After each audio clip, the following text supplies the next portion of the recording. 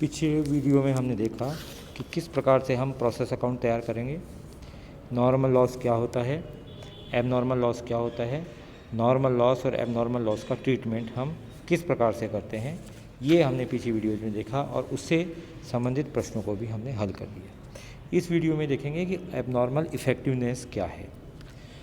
यदि हमारा लॉस सामान्य लॉस से, नॉर्मल लॉस से कम होता है, अर्थात कुल इकाइयों में से, निवेश में से नॉर्मल लॉस माइनस करने के पश्चात जितनी इकाइयाँ आती है उससे अधिक उत्पादन होता है, तो जितनी अधिक उत्पादन होगा वो हमारी असामान्य बचत होगी, एबनॉर्मल इफ़ेक्टिवनेस होगी।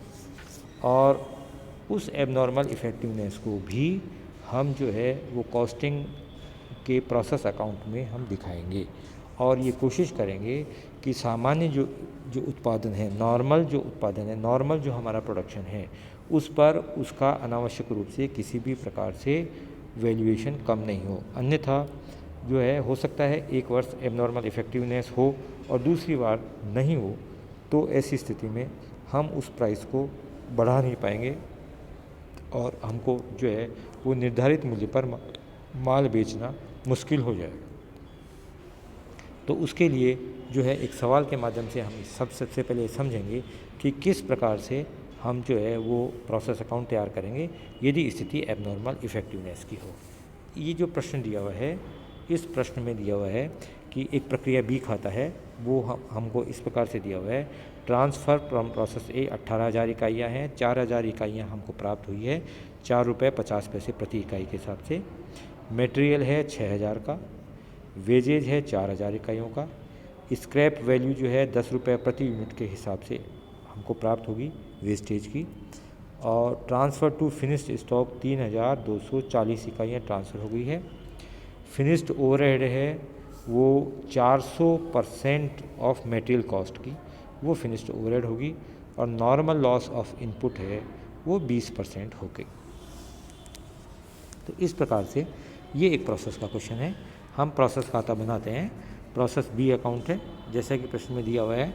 सबसे पहले डेबिट साइड में लिखेंगे प्रोसेस ए से प्राप्त होने वाली राशि। प्रोसेस ए से 4,000 इकाइयाँ आई है, कॉस्ट आई है ₹18,000। मटेरियल कॉस्ट है ₹6,000, डायरेक्ट वेजेज है ₹4,000, फैक्ट्री ओवरहेड है ₹24,000। एबनॉर्मल इफ़ेक्टिवनेस ₹40 प्रति यूनिट के हिसाब से ₹13.25 की हो जाएगी। तो ये 40 इकाइयों का जो है वो टोटल प्राइस जो है वो हम निकालेंगे अभी आगे। नॉर्मल लॉस हो रहा है 800 इकाइयों का। प्रश्न में ये बताया हुआ है कि नॉर्मल लॉस जो है वो हमारा 20% नॉर्मल लॉस है, तो 20% नॉर्मल लॉस 800 इकाइयाँ होगी। और स्क्रैप की वैल्यू जो है वो ₹10 प्रति यूनिट के हिसाब से ₹8,000 हमको स्क्रैप के प्राप्त होंगे। कॉस्टिंग की यदि हम बात करें तो टोटल कॉस्ट आ रही है हमारी ₹52,550। ₹18,000 प्लस ₹6,000 प्लस ₹4,000 प्लस ₹2,000, ये हमारी टोटल कॉस्ट आ रही है। उसमें से ₹8,000 हमारी नॉर्मल लॉस की राशि प्राप्त होगी और ₹4,000 जो है वो टोटल इनपुट है, उसमें से 800 के माइनस कर देंगे। तो इस प्रकार से पर यूनिट जो हमारी नॉर्मल कॉस्ट होगी वो ₹13.75 प्रति यूनिट के हिसाब से होगी।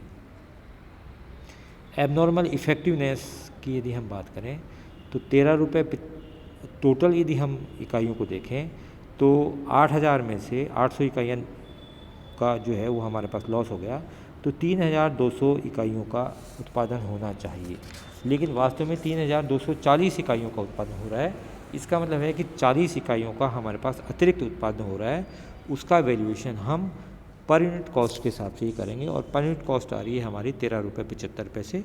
तो उसके हिसाब से ₹550 हमारी एबनॉर्मल इफ़ेक्टिवनेस की कॉस्ट आएगी और फिनिश्ड स्टॉक जो है वो हमारा 3,240 इकाइयाँ ही आएगी। 3,240 के हिसाब से ₹13.75 के हिसाब से ₹44,550 हमारी इसकी कॉस्टिंग होगी और इस प्रकार से हमारा प्रोसेस बी खाता तैयार होगा। यदि नॉर्मल लॉस का अकाउंट की बात करें तो हम जो है वो 800 इकाइयाँ डेबिट साइड में लिखेंगे टू प्रोसेस 800 के हिसाब से ₹8,000।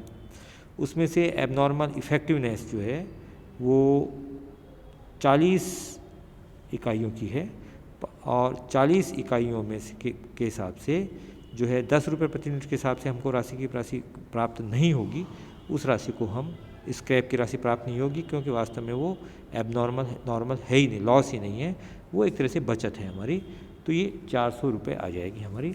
और 700 रुपये 760 इकाइयों के 7,600 रुपये की राशि हम बैंक अकाउंट में हस्तांतरित कर देंगे।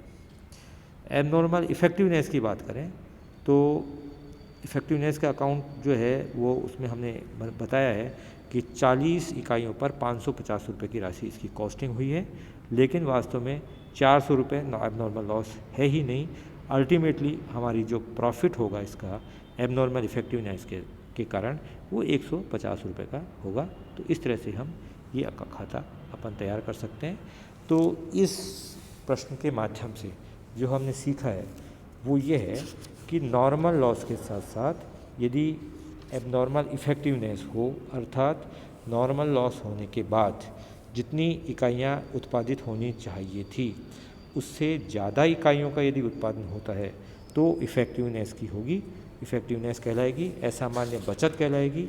और उस असामान्य बचत को भी हम प्रोसेस अकाउंट के रूप में दिखाएंगे, प्रोसेस अकाउंट में ट्रीटमेंट करेंगे। और प्रोसेस अकाउंट में जो है वो उसका वैल्यूएशन उसी प्रकार से किया जाएगा जिस तरह से एबनॉर्मल लॉस का किया जाता है। अंतर ये है कि नॉर्मल लॉस जो है वो प्रोसेस अकाउंट के क्रेडिट साइड में आएगा और एबनॉर्मल इफ़ेक्टिवनेस है वो प्रोसेस अकाउंट के डेबिट साइड में आएगा। प्रोसेस अकाउंट के डेबिट साइड में 13 रुपये 75 पैसे के हिसाब से 40 में 550 रुपये जो है वो हमने इसमें दिखाया है। तो ये जो है वो एबनॉर्मल इफ़ेक्टिवनेस को बताता है। तो ये एबनॉर्मल इफ़ेक्टिवनेस का ट्रीटमेंट होगा। और अब हम एबनॉर्मल लॉस और एबनॉर्मल इफ़ेक्टिवनेस को सीखने के बाद हम आगे के क्वेश्चंस में देखेंगे कि किस तरह से इसके बड़े क्वेश्चंस में वास्तव में इसका यूज़ होता है, किस प्रकार से स्टॉक का वैल्यूएशन किया जाता है और किस प्रकार से हम प्रोसेस अकाउंट को तैयार करते हैं। धन्यवाद।